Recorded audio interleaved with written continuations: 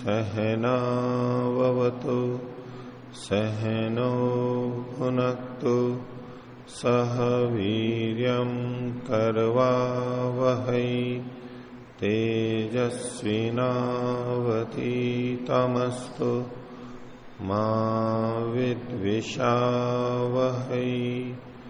ओम शांति शांति शांति। योग दर्शन की 32वीं कक्षा। योग दर्शन के प्रथम पाद समाधि पाद के 33वें सूत्र को कल देख रहे थे। 33वें सूत्र से चित्त की एकाग्रता के लिए उपाय बताए जा रहे हैं। इन उपायों को करने से मन चित्त शुद्ध होता है,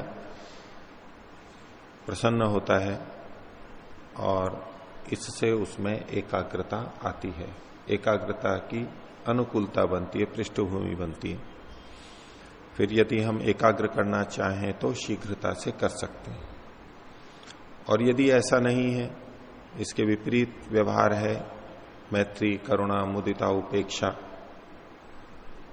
तो उस स्थिति में मन चित्त शुद्ध नहीं रहेगा तो एकाग्रता नहीं बन पाएगी। वितर्क उठते रहेंगे, विचार उठते रहेंगे और बाधाएं आती रहेंगी। कल हमने जो ये सूत्र देखा था और थोड़ा पीछे का देखा था, इसमें किन्हीं को कुछ पूछना है तो पूछ सकते जी।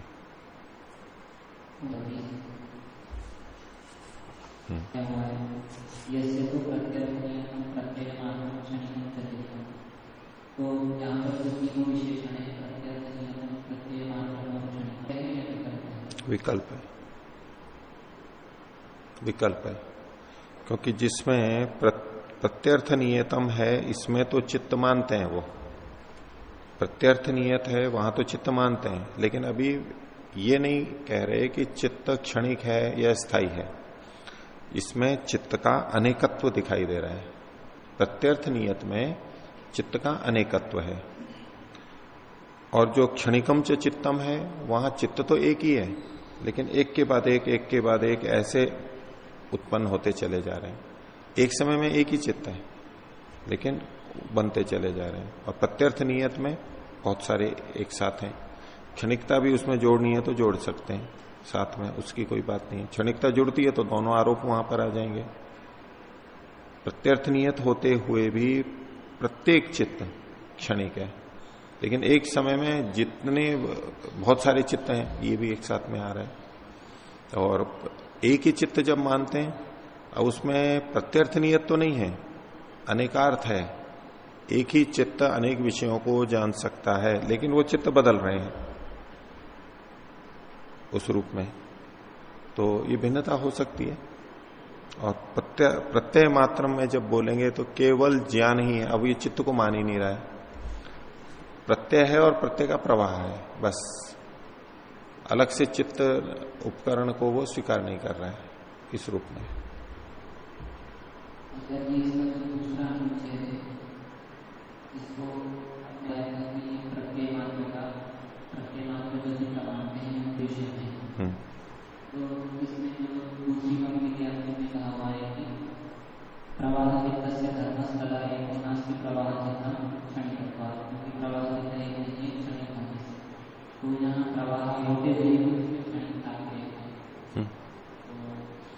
प्रवाह में तो क्षणिकता आएगी ही, वो तो सभी स्वीकार करेंगे ना।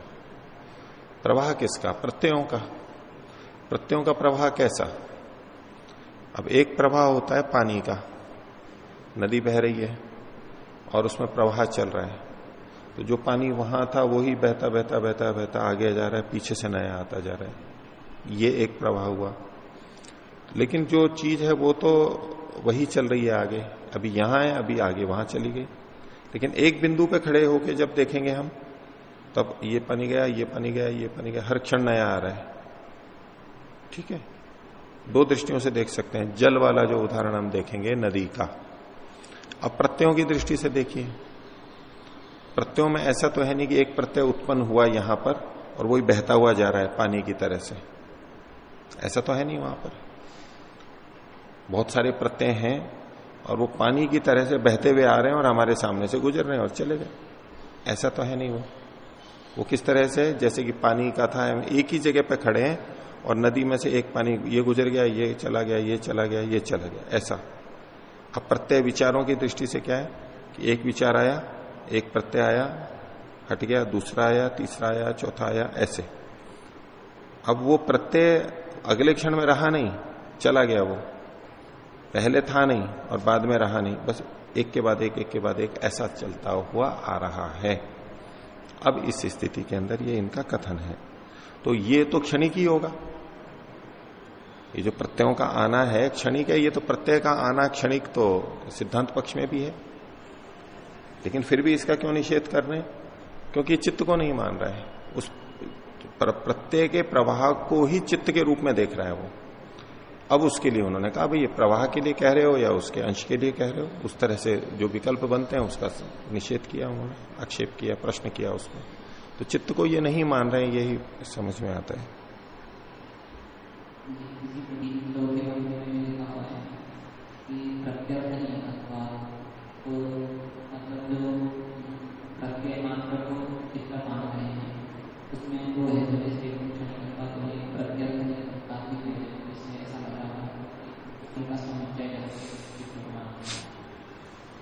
नहीं, प्रत्यर्थ नियत जो शब्द आया है यहां पर, ऊपर भाष्य की दूसरी पंक्ति में जो प्रत्यर्थ नियत है, ये विशेषण बन रहा है चित्त का।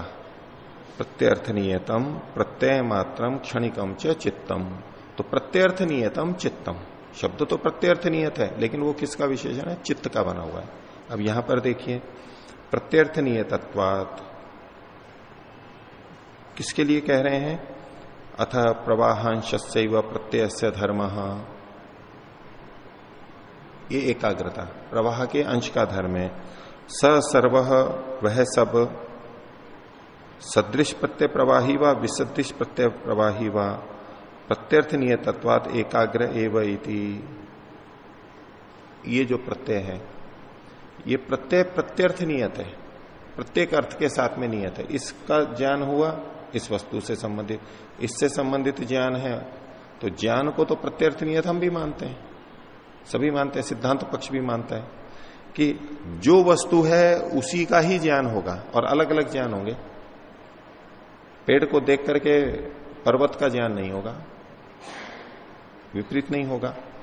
तो जो वस्तु है उसको हम चाहे प्रत्यक्ष प्रमाण से जान रहे हैं, चाहे अनुमान या शब्द से, किसी भी तरह जान रहे हैं, विशेष रूप से प्रत्यक्ष ले लीजिए। तो जिस भी प्रमाण से जान रहे हैं, तो इंद्रियार्थ सन्निकर्ष से जो ज्ञान उत्पन्न हुआ है, प्रत्यय उत्पन्न हुआ है, वो वस्तु के अनुसार भिन्न भिन्न है ना। एक जैसी दो पुस्तकें भी रखी हैं तो भी अलग अलग प्रत्यय है उसका, ये अलग है, ये अलग है, ये मनुष्य अलग है, ये मनुष्य अलग है। तो प्रत्येक अर्थ के साथ में प्रत्यय तो नियत है। तो यहां प्रत्यय की नियतता की बात की जा रही है, प्रत्येक अर्थ के साथ नियत होने से। प्रति अर्थ प्रत्यर्थ नियतत्वात्, किसके? प्रत्यय के। इसलिए वो एकाग्री होगा, क्योंकि ये वो पक्ष बोल रहे हैं जब प्रवाह चित्त, प्रवाह रूप चित्त माना जा रहा है, तो प्रवाह का जो अंश है, यदि एकाग्रता को कहें कि प्रवाह के अंश में, तो प्रवाह का अंश क्या है? प्रत्यय है। और वो प्रत्यय कैसा है? प्रत्यर्थ नियत है, ये सिद्धांति भी मानता है। तो यदि प्रत्यय, हर प्रत्यय हर अर्थ के साथ नियत ही है, तो एक प्रत्यय में दो अर्थ आ ही नहीं सकते हैं कभी, एक ही अर्थ आएगा, तो वो तो एकाग्री तो हुआ। तो फिर क्या साधना करनी है?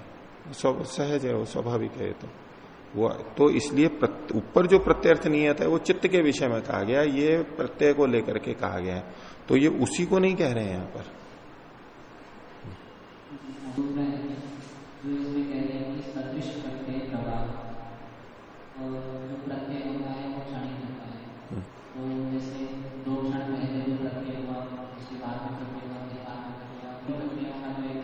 प्रवाह है, क्रम है, बस उसको ये उसका ही धर्म है, उसका एकाग्रता धर्म है यदि कोई ऐसा कहे तो। अब ये प्रवाह को का धर्म एकाग्रता मान रहे हैं, वो कब बनेगा? सदृश प्रत्यय प्रवाह में, कि एक वस्तु को हम देख रहे हैं तो एक पहले क्षण में उसका ज्ञान हुआ, वो एक प्रत्यय था, दूसरे क्षण में फिर उसी वस्तु का ज्ञान हो रहा है तो वो एक प्रत्यय है, तीसरी क्षण में भी उसी वस्तु का ज्ञान हो रहा है, वो भी एक प्रत्यय है। तो अब ये जो प्रत्यय बने, ये एक के बाद एक प्रत्यय हो रहे हैं, तो प्रत्ययों का प्रवाह है, और ये सदृश प्रत्ययों का प्रवाह है, क्योंकि अर्थ एक ही है, विषय एक ही है। ये सदृश प्रत्यय का प्रवाह हुआ, ये भी एक प्रत्यय का प्रवाह है, और विसदृश प्रत्यय का भी प्रवाह है। अभी एक व्यक्ति को देखा, इनसे संबंधित ज्ञान हुआ, दूसरों को देखा, उनसे संबंधित ज्ञान हुआ, तीसरे को देखा, उनसे संबंधित ज्ञान हुआ। ऐसे अलग अलग वस्तुएं, व्यक्ति बदलते गए और उनका ज्ञान भी होता गया।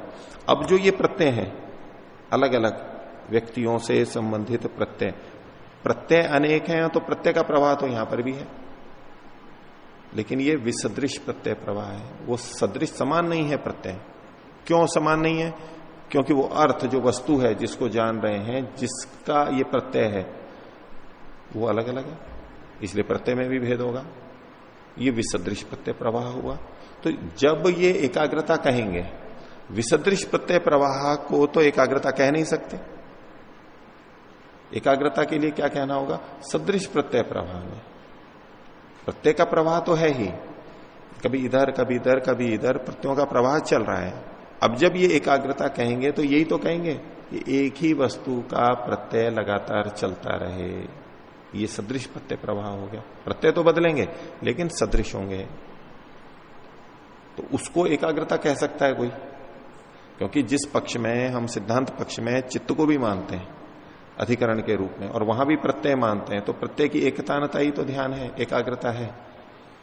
तो प्रत्यय की एकाग्रता को तो यहां भी माना जाता है, लेकिन अंतर यह है कि वहां चित्त को नहीं मान रहे, ये प्रत्यय भिन्न भिन्न मान रहे हैं, और उसके अंदर प्रत्यभिज्ञा आदि की और वो सब समस्याएं आएंगी कि ये कैसे हो रहा है, स्मरण कैसे हो रहा है कि मैं ही हूं, वही है। ये तो सब अलग अलग है, फिर प्रत्यय इनको जोड़ने वाला कौन है, ये वहां पर समस्या रहती है।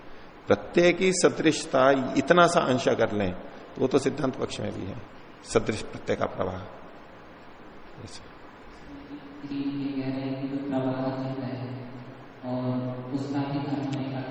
प्रवाह रूप चित्त, वास्तव में चित्त नहीं माना जा रहा है यहां पर, प्रवाह को ही चित्त माना गया है ऐसी स्थिति में। हाँ, तो ऐसी स्थिति में भी वो एकाग्र नहीं हो सकता, क्योंकि क्षणिक होने से। लेकिन जब प्रवाह में देख रहे हैं वो क्षणिक कैसे हो रहा है, क्योंकि जब प्रत्यय यहाँ से देख रहे हैं तो क्षणिक है नहीं। ये जो प्रवाह है, प्रवाह को आप मतलब लंबा देख रहे हैं हम, कि एक प्रत्यय गया, दूसरा, तीसरा, चौथा, ये सब चला जाएगा, ठीक है। तो अब एकाग्रता आप किसको कहोगे? प्रवाह को। अच्छा, प्रवाह जो होता है वो तो अनित्य ही होता है, क्षणिक ही होता है। आप अगर प्रवाह को पूरा देख रहे हैं तो वो तो जब तक चल रहा है तब तक चल रहा है, नहीं तो समाप्त है बस वो। आप प्रवाह को स्थायी देख रहे हो, ठीक है। क्यों देख रहे हो? क्योंकि लगातार एक के बाद एक प्रत्यय आ रहे हैं, तो क्षणिक कहां हुआ? प्रत्यय क्षणिक है, लेकिन प्रवाह तो लगातार बना हुआ है, एक के बाद एक, एक के बाद एक, एक के बाद एक चल रहा है। तो ये जो प्रवाह है, समूह की जो बात है, उसको देख करके आप कह रहे हो कि वो तो क्षणिक कहां हुआ। ये क्षणिक इसको इस दृष्टि से कह रहे हैं। दूसरी तरफ जो प्रवाह है, प्रत्ययों का प्रवाह है, उसके साथ में चित्त को भी मान रहे हैं, वो एक स्थिर तत्व है सिद्धांत पक्ष में। अब यहां प्रवाह को आप जो नित्य देख रहे हो, प्रवाह किसको कह रहे हो आप? जो मैं पीछे बात आपको बोल रहा था, एक तो है नदी जिसमें पानी वहां से यहां चलता हुआ आ रहा है, और हिमालय से चल करके और अरब सागर तक वो नदी बह रही है, लगातार बह रही है, ठीक है। अब आप उसको पूरे को कहोगे कि ये देखो पूरी नदी है,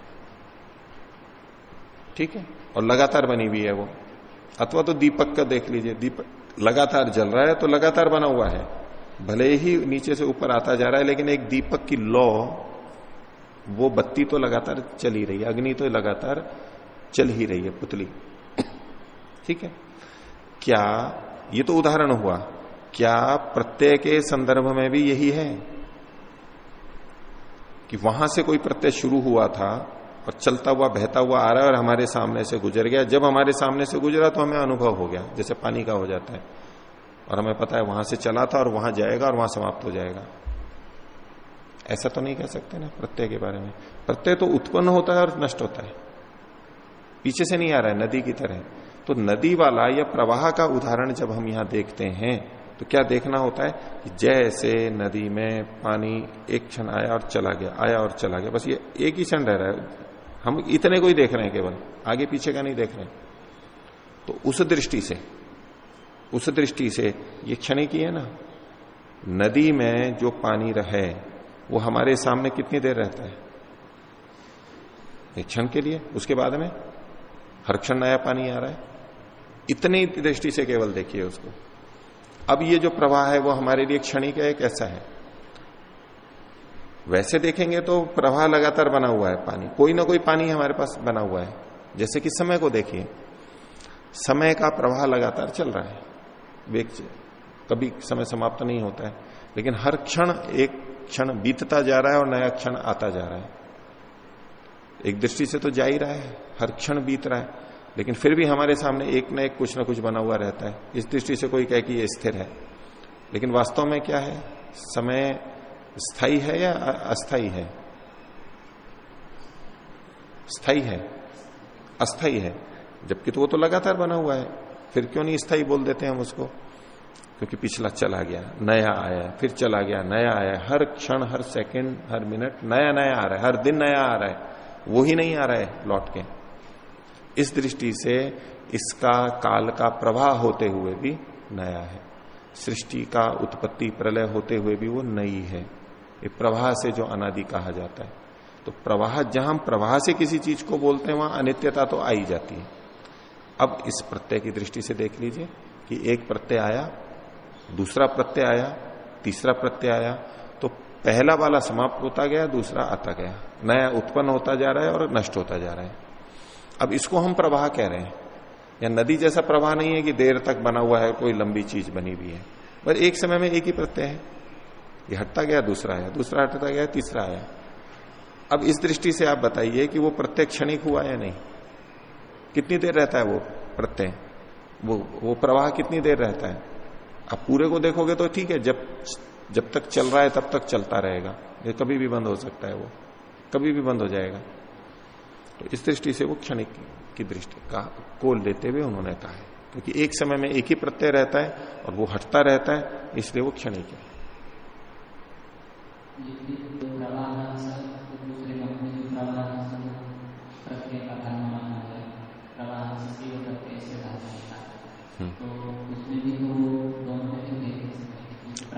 दोनों में भेद यही करेंगे, यहां केवल एक ही प्रत्यय को देख रहे हैं, क्योंकि जिस हम प्रवाह को देख रहे हैं, अब उसने कहा कि एकाग्रता का मतलब हुआ एक प्रत्यय आया, दूसरा आया उसी जैसा, तीसरा आया, ये जो बार बार एक ही जैसे प्रत्ययों का आना है, इसको हम एकाग्रता कह रहे हैं।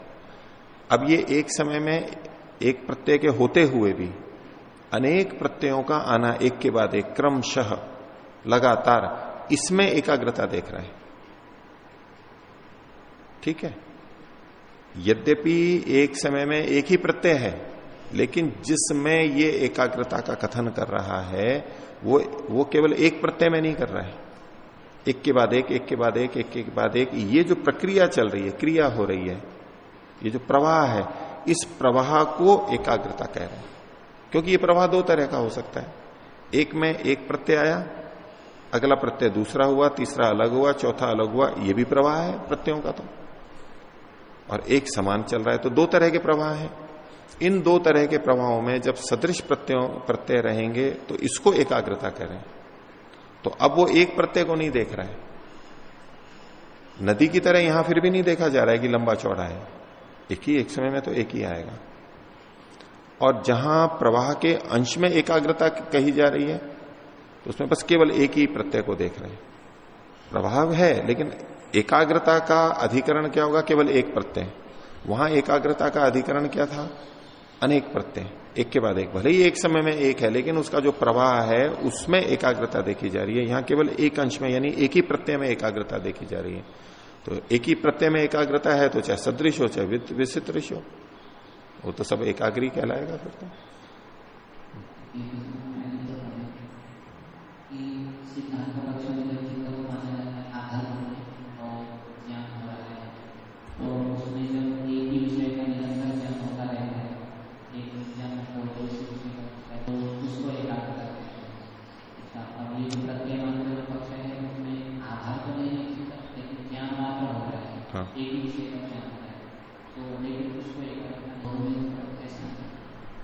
उसको एकाग्रता कह सकते हैं,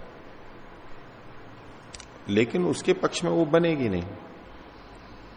यहां एकाग्रता है तो प्रत्यय की एकता अनता ही है, इसमें कोई दो राय नहीं है, लेकिन वो उसको उसमें क्षणिकत्व देख रहे हैं। क्योंकि यहां तो क्या हो रहा है कि प्रत्यय हो रहा है, वृत्ति हो रही है, तो उसका संस्कार भी बन रहा है, स्थायित्व है, जो आधार है वो स्थायित्व है, और उसमें समायोजन हो रहा है, एक दूसरे का संबंध जुड़ रहा है एक दूसरे से। वहां पर वो नहीं घटेगा, इसलिए उसमें दोष देखा जा रहा है। प्रत्यय की एकतानता तो वहां भी है, संस्कार का नहीं कह रहे, या तो संस्कार का वो कहें, संस्कार रहते किसमें, फिर वहां भी प्रश्न आएगा। और हम जो प्रत्ययों का तालमेल कर लेते हैं, ये पीछे वाला ज्ञान था, पहले तो ये था अब ये था, ठीक है, कोई बर्फ रखा हुआ है, देखते देखते पिघल गया, वो देखते देखते कोई भवन ढह गया, ऐसे कुछ गिर गया, टूट गया, इत्यादि जो चीजें हैं, तो हम देखते देखते उसमें परिवर्तन करते हैं और हमें पता रहता है कि कुछ क्षण पहले ऐसा था और अब ऐसा हो गया। देखते देखते रंग बदल गया इसका, देखते देखते गीले से सूख गया, 5 मिनट पहले इतना गीला था अभी सूख गया, इत्यादि। देखते देखते गर्म हो गया, ये 5 मिनट में गर्म हो गया। ये इन सब चीजों में हमें केवल वर्तमान का ही ज्ञान नहीं होता है, वर्तमान का ज्ञान होते हुए साथ में पिछला ज्ञान भी स्मृति के रूप में उपलब्ध रहता है हमारे को, हम मिश्रित रूप में देखते हैं सारे को, ठीक है। इनके पक्ष में वो नहीं आएगा, कैसे स्मृति करोगे आप, वो तो क्षणिक है, वो चला गया, जो चला गया चला गया। अब इस पक्ष, सिद्धांत पक्ष में प्रत्यय तो चला गया, लेकिन प्रत्यय के अनुसार वैसी स्मृति हो गई, संस्कार पड़ गया, और संस्कार पड़ने से वैसी वैसी स्मृति यथावश्यक फिर उपलब्ध हो रही है, वो फिर नई वृत्ति के रूप में आ रही है। तो यहां तो समाधान रह जाता है, जो हमारा व्यवहार है उसकी संगति इस तरह मानने पर बनती है, इनके पक्ष में नहीं बनती, इसलिए इसको खंडित कर रहे हैं। और कोई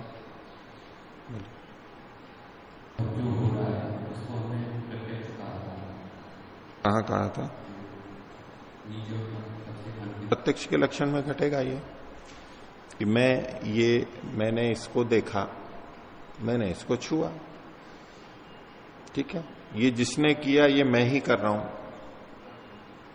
ठीक है, जो वो था वो भी मैं ही था और ये भी मैं ही था, तो स्वयं का अपना आत्मा का प्रत्यक्ष हो रहा है, मन के माध्यम से हो रहा है। ये जो हमारे को स्मृति आ रही है, मैंपन का जो अनुभव हो रहा है हमारे को, अहंकार अंतःकरण के माध्यम से हम जो अनुभव कर रहे हैं, तो ये चूंकि विषय है यहां पर वृत्ति, स्वयं का जो अनुभव हो रहा है मैं का, और वो भी वही है और ये भी मैं ही हूं, स्मृति साथ में जुड़ी भी है, लेकिन ये अनुभव जो हो रहा है वो भी मेरा, तो मैं था और ये भी मैं ही हूं। अभी जो अपने को अनुभव कर रहे हैं ये तो प्रत्यक्ष ही कर रहे हैं, पीछे वाले की स्मृति आके वो जुड़ गया है, दोनों का तालमेल बन गया है, ये प्रत्यक्ष है। बाहर की इंद्रियों से सन्निकर्ष सीधे नहीं हो रहा है, ये अंदर हो रहा है, मन और आत्मा का, और मन भी एक इंद्रिय है। ये जो वृत्ति है इसको अनुभव में उतने अंश में, इसमें हमारे को जाना होगा तो सांख्य वाला प्रत्यक्ष का विषय हमें लेना होगा, परिभाषा को वहां लेना होगा। बाह्य रूप से जैसा है वो सामान्य इंद्रिया सन्निकर्षोत्पन्नम, और उसके अंदर मन तक भी हम चले जाते हैं, लेकिन यद संबंध सिद्धम वाला जो है, संबंध से ये सिद्ध हो रहा है, इसको हम प्रत्यक्ष में लेंगे। योगियों का अबाह्य प्रत्यक्ष है, या सामान्य व्यक्ति का भी जो हमारा अंदर का प्रत्यक्ष है उसको, अभी जिस समय हम अपने को अनुभव कर रहे हैं कि मैं हूं, अब वो चाहे मैं हम शरीर को रूप में देख रहे हो अपने को, चाहे आत्मा के रूप में, किसी भी तरह देख लीजिए आप, शरीर के रूप में देख रहे हैं कि मैं हूं, मैं यहां बैठा हूं, मैं पढ़ रहा हूं, मैं बोल रहा हूं, ये जो हमें बोध हो रहा है, इसमें ज्ञानेंद्रियां काम कर रही हैं, ठीक है, इसमें स्पर्श काम कर रहा है कि मैं बैठा हुआ हूं, अपने को पता लग रहा है कि मैं इस समय बैठा हुआ हूं, मैं बोल रहा हूं, क्रिया चल रही है, तो साथ में ज्ञान भी हो रहा है कि स्पर्श से कि मेरे मुंह चल रहा है, मैं बोल रहा हूं, शब्द आ रहे हैं, ये सारा का सारा प्रत्यक्ष में आएगा, मैं हूं, ठीक है।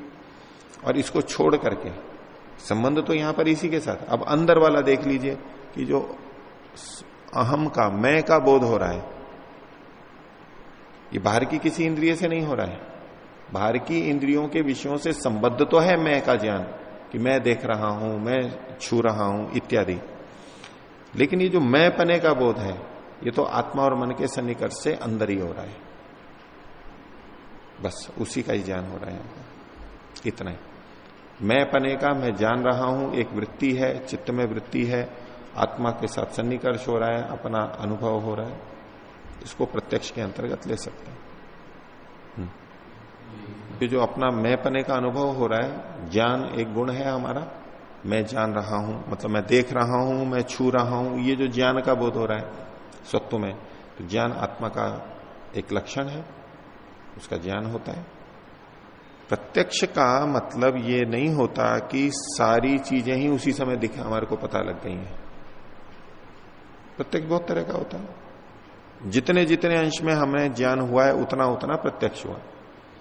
मान लीजिए हमारे सामने एक फल रखा हुआ है, सेब रखा हुआ है, ये प्रत्यक्ष हो रहा है या नहीं हो रहा है? हो रहा है।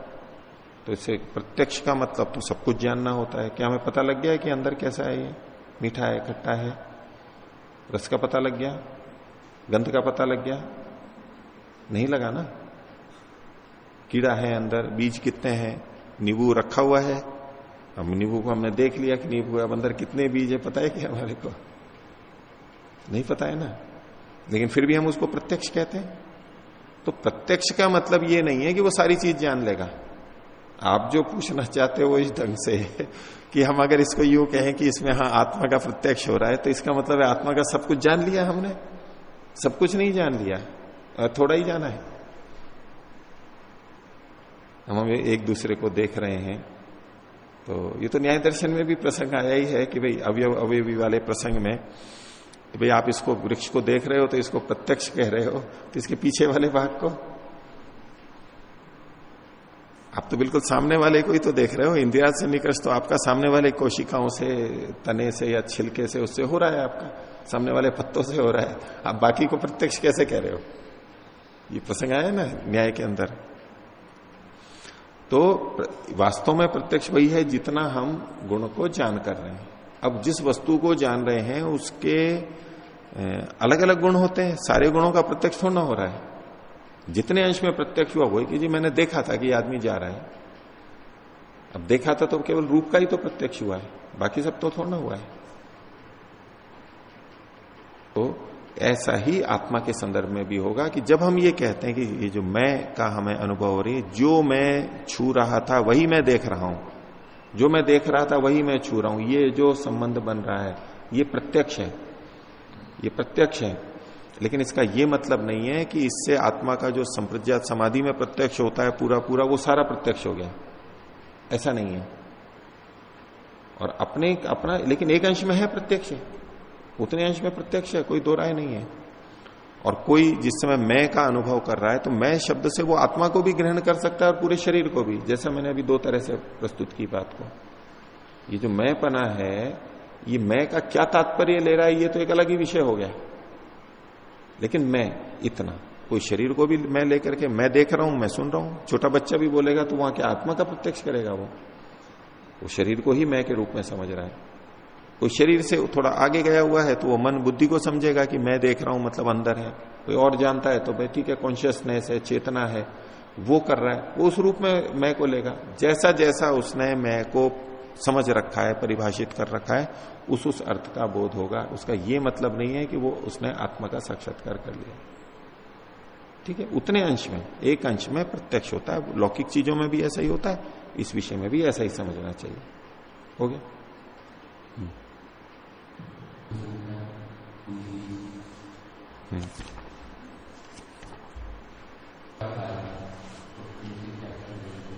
और यह भी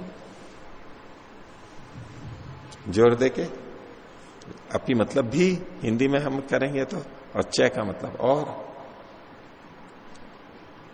ठीक है, तो आपको माता जी जब भोजन करवाती होंगी, ये एक मिठाई ले, ये और ये भी ले, ऐसा कहेंगे जोर दे करके कहते हैं, और ये भी लो, ये एक फल और लो, यह भी लो, और यह भी लो, और यह भी देखो, और यह भी देखो। ऐसे होता है ना, दोनों प्रयोग है भी, और तो के लिए तो च आ गया, अपी मतलब भी, जोर आ रहा है वहां पर। ठीक है, और यह है, और यह है, और यह, और यह भी, और यह भी, और यह भी, अंतर होता है। ऐसे यहां पर भी है। ठीक है, आगे चलते हैं, बोलिए।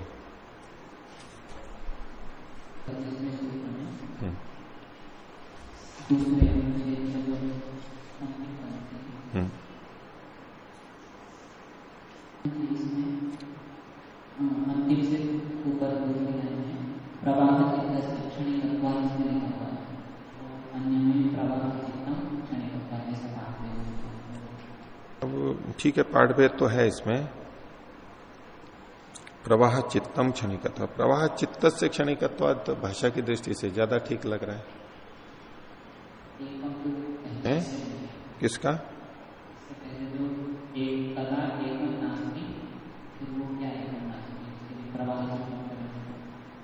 एकम नास्ति, ठीक है, एकम प्रवाह चित्तम नास्ति, अगर उसके साथ जोड़ेंगे तो ठीक है, ऐसा लग जाएगा। यदि प्रवाह चित्तस्य धर्मस्य तदा एकम प्रवाह चित्तम नास्ति, यूं हमें करना पड़ेगा। एकम प्रवाह चित्तम, एक प्रवाह रूप चित्त नहीं है। और दूसरे में हम यहां जैसा अल्प विराम लगा रखा है, एकम नास्ति, ये अल्प विराम लग गया। अब प्रवाह चित्त से क्षणिकत्वाद, ये पूरा हेतु के रूप में जाएगा। और प्रवाह चित्त से को इधर लेते हैं, एकम प्रवाह चित्तम नास्ति, ये हो गया, तो हेतु के रूप में केवल क्षणिकत्वात् इस रूप में जाएगा। ये ज्यादा ठीक लग रहा है, दोनों कर सकते हैं। यदि ये प्रवाह चित्त का धर्म है तथा एकम नास्ति, तो फिर ये एक नहीं है, यानी अनेक हो जाएगा ये तो। ठीक है, बोलिए। हाँ बोलिए।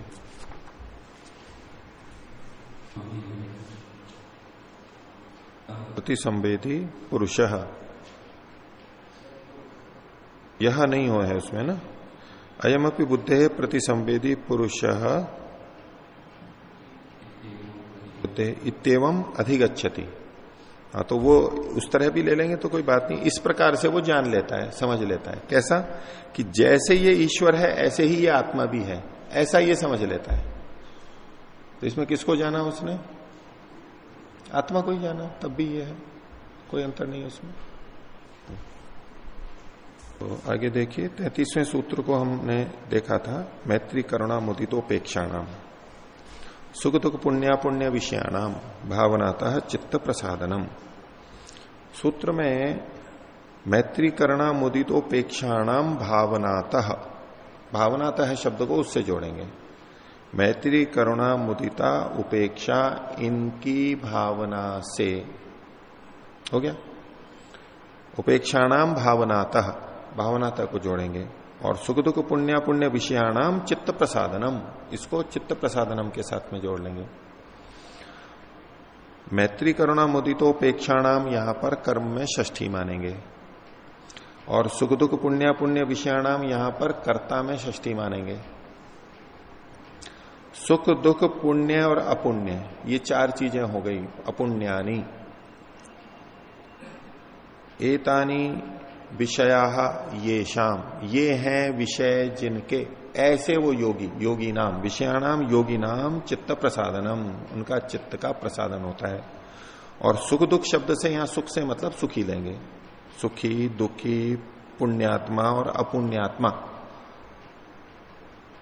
विषय है जिनके, ऐसे जो वो योगी हैं उनका चित्त प्रसादनम, चित्त का प्रसादन, प्रसन्नता, स्वच्छता, शुद्धता हो जाती है। ठीक है। और एक तरह से तो ये अर्थ हुआ। दूसरा विषयाणाम को लेते हैं कि सुख दुख पुण्य अपुण्य है विषय जिनके, उनका। अब उनका मतलब तो वो व्यक्ति जो सुखी दुखी है, जो सुखी व्यक्ति है वो सुख विषय वाला है। विषय का मतलब वहां वो सामने वाला व्यक्ति लेंगे। दुखी विषय यानी दुखी है जो व्यक्ति वो विषय। तो सुख दुख पुण्य पुण्य विषय वालों का, उनसे संबंधित मैत्री करुणा मुदिता उपेक्षा की भावना करने से चित्त प्रसादनम, चित्त की प्रसन्नता होती है।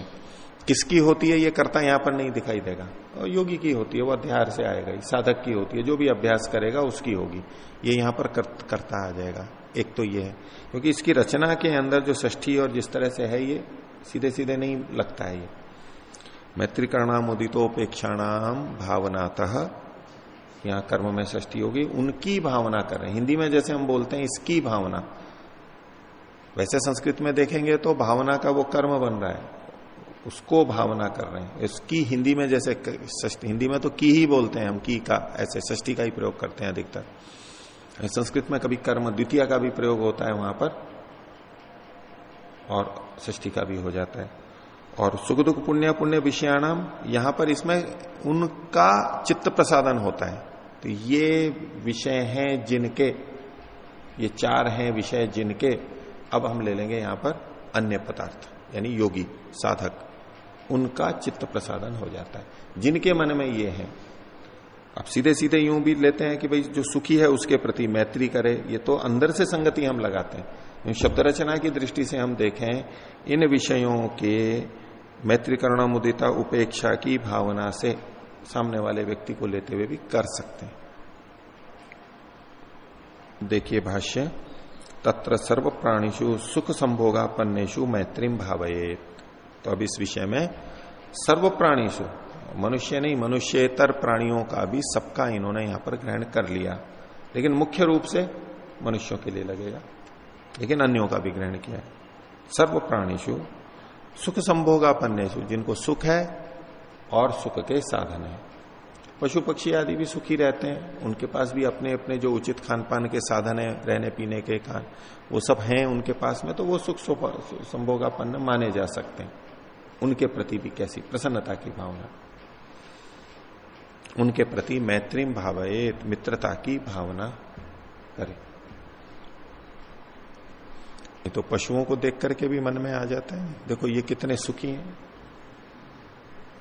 मैं कितना दुखी हूं, देखो मैं मनुष्य होते हुए भी कितना दुखी हूं और ये पशु होते हुए भी कितने सुखी है।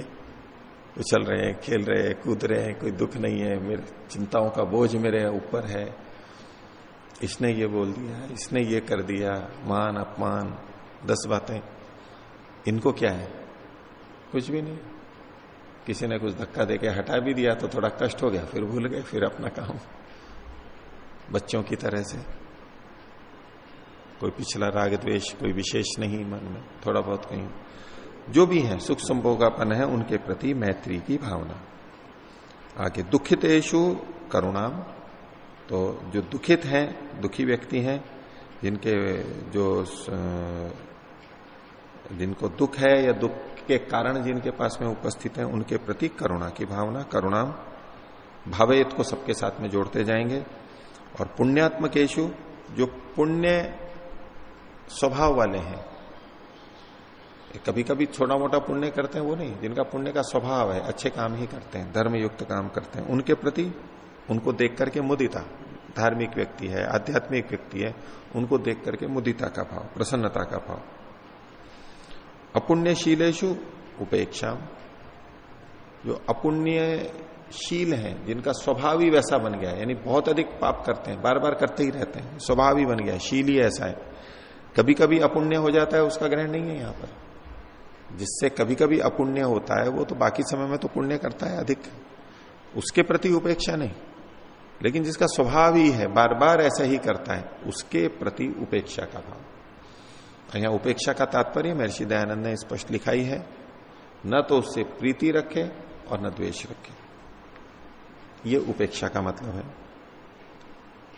कि उसके साथ प्रीति रखना और न वैर ही करना। महर्षि का ये भाष्य। तो प्रीति करेंगे तो भी फंसेंगे वहां पर, और जो अपुण्यशील है उनसे अगर वैर बना लिया हमने तो भी फंसेंगे, तो भी दिक्कत हो जाएगी। साधकों को उसके लिए भी बचने को कहा है। नहीं तो जो सामान्य रूप से धार्मिक व्यक्ति होते हैं, न्याय को पसंद करते हैं, जो अन्याय होता हुआ देख के गलत व्यक्ति को टोकते भी हैं, उसको रोकते भी हैं, कुछ और होता है तो बल का प्रयोग भी कर लेते हैं, उसके खिलाफ कुछ आगे कार्यवाही भी कर देते हैं, और उन सब में बहुत सारी चीजें जुड़ती हैं, हमारे जुड़ती हैं। ये तो व्यवहार की बात है। तो जितना एक सीमा तक होता है वहां तक तो करेगा व्यक्ति, करना ही होता है, उसका निषेध नहीं है यहां पर। अब कभी कोई अचानक दुष्ट व्यक्ति आ जाए, हमारा सामान उठाने लगे, हमारे को मारने लगे, ऐसा करने लगे, तो क्या करेंगे वहां पर? एक तो वो उपेक्षा है कि भाई ठीक है, चोर ले जा रहा है तो ले जा रहा है, इसकी इच्छा है, कोई बात नहीं, मेरे को तो ऐसा ही रहना है। कई साधु संत ऐसा भी करते हैं, कई कथाएं हैं ऐसी, उसको और दे देते हैं। ठीक है, आधी चीज ले जा रहा है, बोले ये भी ले जा, एक जूता लेके जा रहा है, ये भी ले जा, काम तो आएगा और उसको सहयोग करते हैं। ठीक है, एक वो भी स्थिति होती है कईयों की कि वो कुछ भी करेगा, हमें कुछ प्रतिरोध नहीं करना है।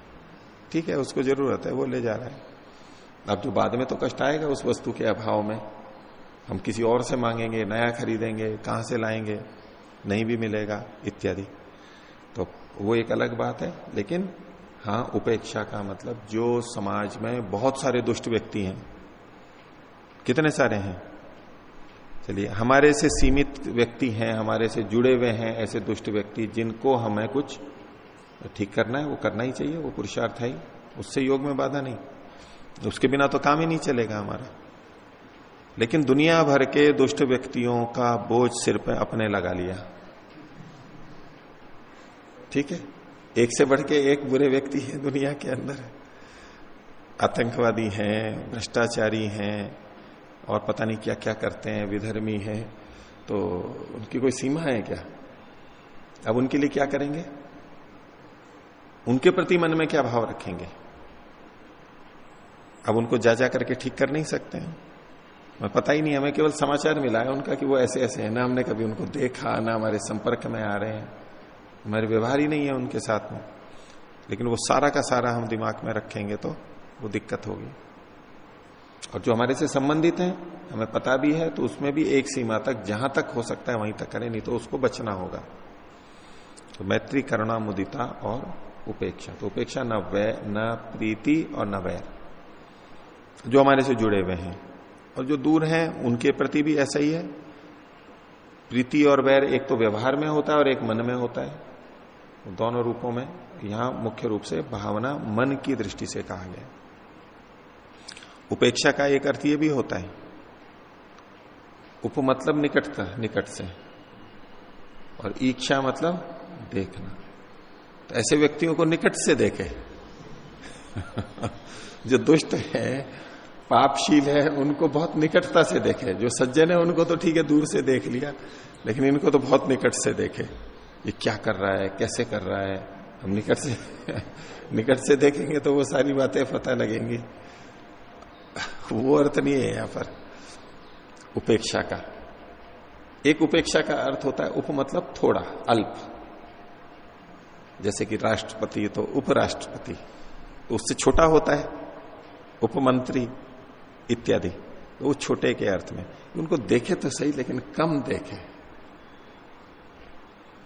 अब उसको सकारात्मक रूप से भी कह सकते हैं कि ये जो निकट से देखना या कम देखना, उसको इसको उस तरह से कई जने संगति लगाते हैं, लगा सकते हैं कि निकट से देखना कि ये क्यों ऐसा कर रहा है, और ऐसा करने से इसको क्या हो रहा है, कैसे ये दुर्गति में जा रहा है, कैसा, जिससे अपने को सीख आ जाएगी, ज्ञान आ जाएगा।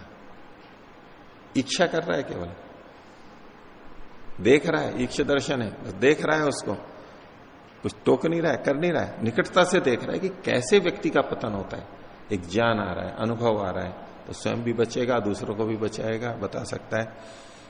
इस तरह से एक है कि उनको ज्यादा नहीं देखें, ठीक है सामने पड़ गए, देख लिया, कुछ सामान्य बात पता लग गई, कर ली, उसके पीछे ना पड़े कि आखिर जड़ में चला जाए कि क्या है, क्यों कर रहा है, कितना क्या करता है। बस थोड़ा सा देख लिया, जितना दिखा दिख गया, ज्यादा उसके अंदर नहीं घुसे। ज्यादा घुसेगा तो फिर फंस जाएगा वहां पर, वो पता नहीं क्या क्या करता होगा, क्या वृत्तियां उठेंगी हमारी, क्या उसी में ही मन लग जाएगा। तो एक तो है कि निकटता से देखना, उसको भी अगर सकारात्मक ले लें तो ज्ञान प्राप्त कर रहे हैं, वहां पर अनुभव प्राप्त कर रहे हैं। वृत्तियां तो बिगड़ेंगी, पर वो सकारात्मक चिंतन की दृष्टि से बोल रहा हूं। और एक थोड़ा देखना, ज्यादा नहीं देखना। लेकिन यहां जो तात्पर्य है, जैसा महर्षि ने लिखा है, न तो प्रीति रखना और न द्वेष रखना उनसे, दोनों ही तरफ दिक्कत खड़ी हो जाएंगी हमारे को। तो उपेक्षणम एवं अस्य भावयत शुक्लो धर्म उपजायते, ऐसी भावना करने से। अभी भावना शब्द है, सूत्र में भी कहा था और यहां भी इन्होंने भावना कहा है। तो ये एक विचारणीय बिंदु होता है कि इनको करना है या भावना कर, केवल मन में सोचना है, व्यवहार में लाना है या मन में रखना है। तो एवं अस्य भावयत शुक्लो धर्म उपजायते, एक शुक्ल धर्म उत्पन्न हो जाता है, एक अंदर विशेष संस्कार पैदा हो जाता है ऐसा करने से अंदर योगी के। और उससे क्या होता है, ततश्च चित्तम प्रसीदति, इससे उसका चित्त शुद्ध हो जाता है, प्रसन्न हो जाता है, साफ सुथरा हो जाता है। और प्रसन्न होने से क्या होगा, प्रसन्नम एकाग्रम स्थिति पदम लभते, और प्रसन्न हो गया है तो वो एकाग्र स्थिति को प्राप्त कर लेता है, देर तक उसकी एकाग्रता बनी रहती है, नहीं तो भटकता ही रहेगा। ये अगर ये बातें नहीं की तो भटकता ही रहेगा, उल्टा उल्टा होता रहेगा। अब एक जब हम लोक में इस बात को कहते हैं, बोलते हैं कि बोले केवल विचारने से क्या होता है, केवल बोलने से क्या होता है, तो करो तो है, मन में विचारते रहो कि मैं इसका ये कर रहा हूं, इसको इतने करोड़ रुपए दे रहा हूं या लाख रुपए दे रहा हूं या इसकी सेवा कर रहा हूं, इसको ये ज्ञान दे रहा हूं, कुछ भी, उससे क्या होता है, करके करना चाहिए। केवल मन में तो होने से क्या करना चाहिए, मन में तो है, कितना ही कर लो। तो हम करने पे बहुत जोर देते हैं, ठीक भी है, उस अंश में करना ही चाहिए, तभी वो होता है। अब यम नियम का पालन, योग अभ्यास, मन में सोच लिया कि मैं खूब करूंगा, मेरे को करना चाहिए या बहुत आवश्यक है, लेकिन कर नहीं रहा है, तो उससे क्या फायदा है, ऐसा जो हम लोक में बोलते हैं। तो एक व्यापक धारणा हमारी क्या बन गई है कि करेंगे तो ही होगा, केवल मन में रखेंगे तो नहीं होगा। ठीक है, अब उसको यहां पर अगर लगाएं कि सब प्राणियों में जो कि सुख संभोगापन्न है उनसे मित्रता की भावना करे, कैसे करेगा? दुनिया में कितने हैं जो सुख संभोग से युक्त हैं, साधनों से युक्त हैं? कितने व्यक्ति होंगे, कितने होंगे? सैकड़ों, हजारों, लाखों या करोड़ों?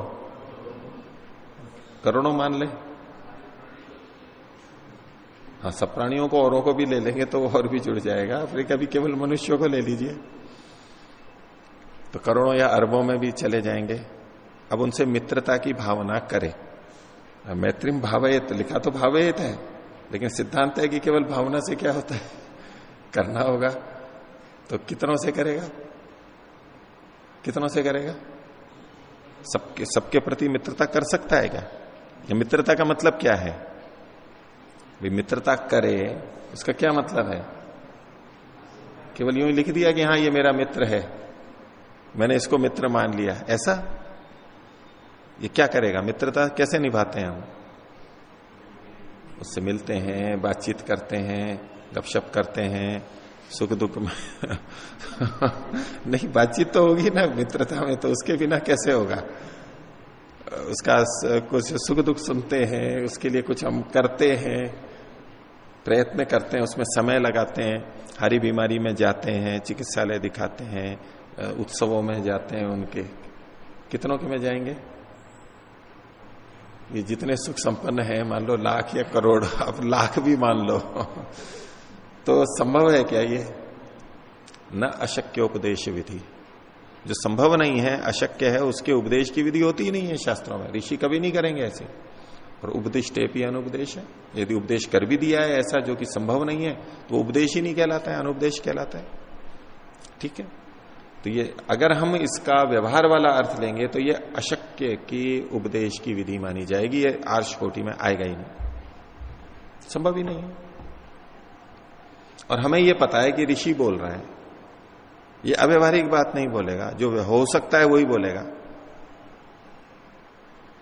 बोले जी जितने हमारे संपर्क में हैं उन्हीं से ही कर लो, अच्छा लाखों की छोड़ो,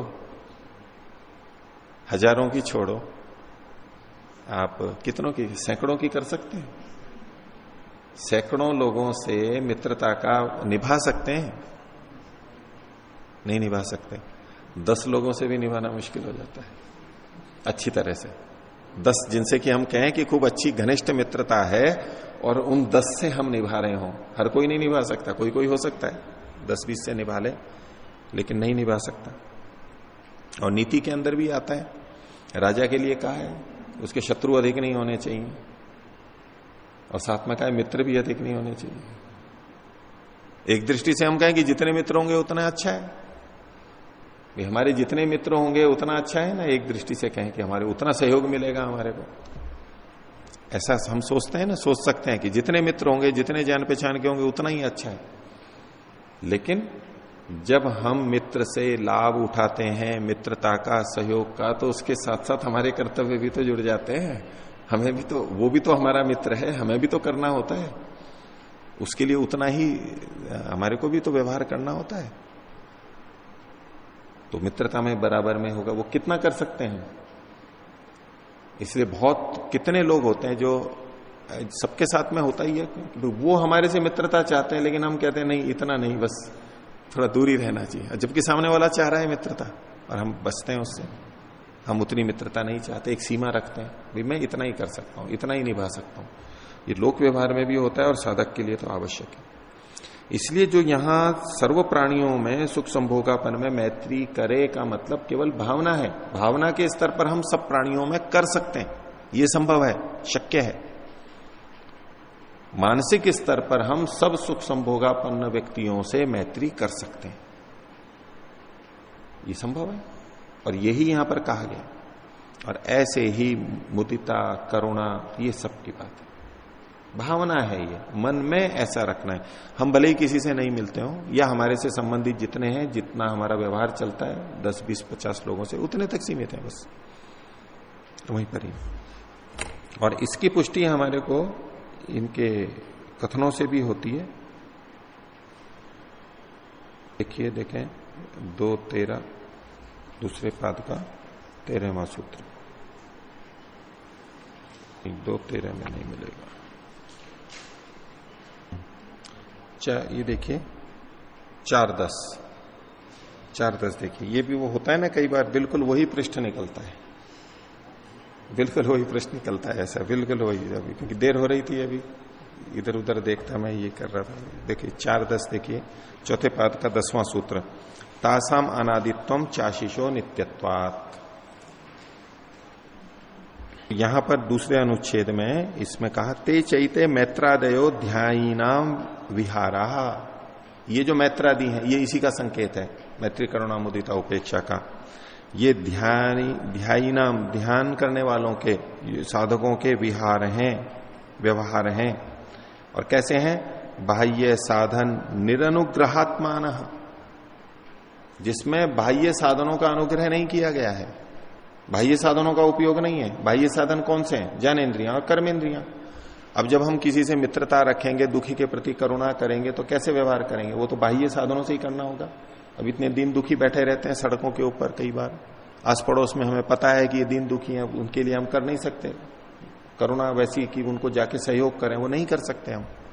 पता है हमारे को दुनिया में ऐसे बच्चे हैं, बच्चियां हैं, पुरुष हैं, निर्धन है, हम नहीं कर सकते उनके लिए कुछ भी। तो ये जो ध्यायिनियों के विहार हैं, ये बाह्य साधन निरनुग्रहात्मान, बाह्य साधनों से निरपेक्ष हैं। प्रकृष्टम धर्मम अभिनिर्वर्तयन्ति, एक प्रकृष्ट धर्म को, भावना को, संस्कार को उत्पन्न करते हैं, जो यहां पर शुक्ल धर्म के रूप में कहा गया। और इसलिए इन्होंने कहा तयोर मानसम बलीय, शारीरिक कर्म की अपेक्षा मानसिक कर्म बली है।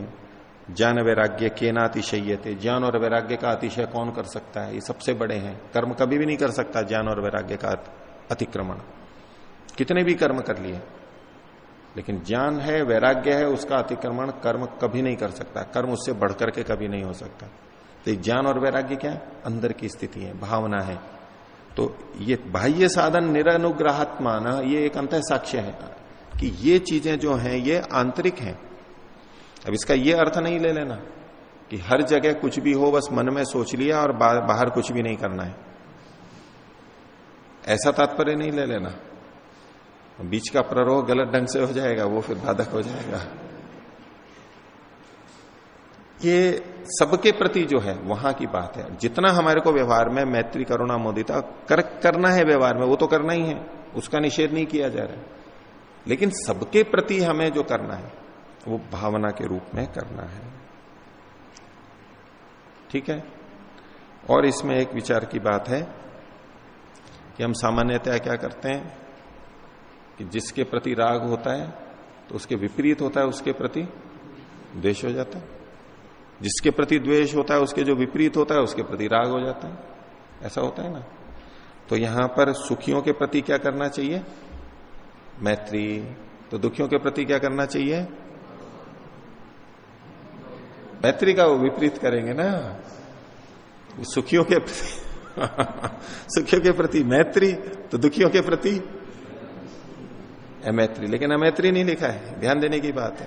ये हर जगह ये नियम नहीं लगता है कि इसके प्रति राग है तो इससे द्वेष होगा। अब सुखी के प्रति मैत्री कर रहे हैं मतलब हमारा राग है उसके प्रति, प्रीति है। तो दुखी के प्रति सामान्य व्यक्ति तो अप्रीति ही करेगा। ये दुखी है, छोड़ो इसको, इसको अपने पास नहीं रखना है, इसके पास आना जाना नहीं है और झंझट होगा। ये दुखी है तो हमारे को और दुखी करेगा, बसता है व्यक्ति। और जो सुखी है उसके पास सब भागते हैं कि इसके पास जाएंगे तो कुछ मिलेगा ही हमारे को सुख। ये तो स्वार्थ की प्रवृत्ति, वो अलग चीज है। यहां क्या सुखी के प्रति मैत्री, तो दुखी के प्रति अमैत्री नहीं कही गई है, शत्रुता नहीं कही गई है, करुणा कही गई है। और पुण्यशील के प्रति मुदिता है। तो जो पाप अपुण्यशील है उनके प्रति मुदिता का विपरीत क्या होना चाहिए? अमुदिता, अप्रसन्नता, दुखी होना। दुखी दुखी दुखी, हर चीज के प्रति दुखित। दुखी मन मेरे सुन मेरा कहना, वहां नहीं रहना जहां नहीं चैना। एक गीत है फिल्म का, पुराने गीत। और कुछ व्यक्ति होते हैं ना दुखी मन ही रहते हैं हर समय। संसार में ये हो रहा है, वहां ये हो गया, यहां ये हो गया, संस्था के अंदर, देश में ये हो गया, उस राज्य में ये हो गया। दुखी दुखी दुखी दुखी दुखी दुखी। और किन के प्रति दुखी होते हैं? अपुण्यशीलों के प्रति दुखी दुखी दुखी दुखी। और अपुण्यशीलों की कोई कमी नहीं है दुनिया में, और होते रहेंगे तो जिंदगी भर दुखी ही होते रहेंगे। हाँ, उनके प्रति बहुत है तो ठीक है, उपेक्षा कर ली, या तो कुछ ठीक भी है तो थोड़ा करुणा का भाव रखते हुए कुछ सिखा दिया, उनको बता दिया, बस। और जो दुष्टों को देख करके दुखी नहीं हो वो कैसा कहलाएगा? संवेदनहीन कहलाएगा। वो तो दुखी को देख करके नहीं हो रहा है तो संवेदनशील है। ठीक है, तो आज का विषय इतना ही रखता है। प्रणव।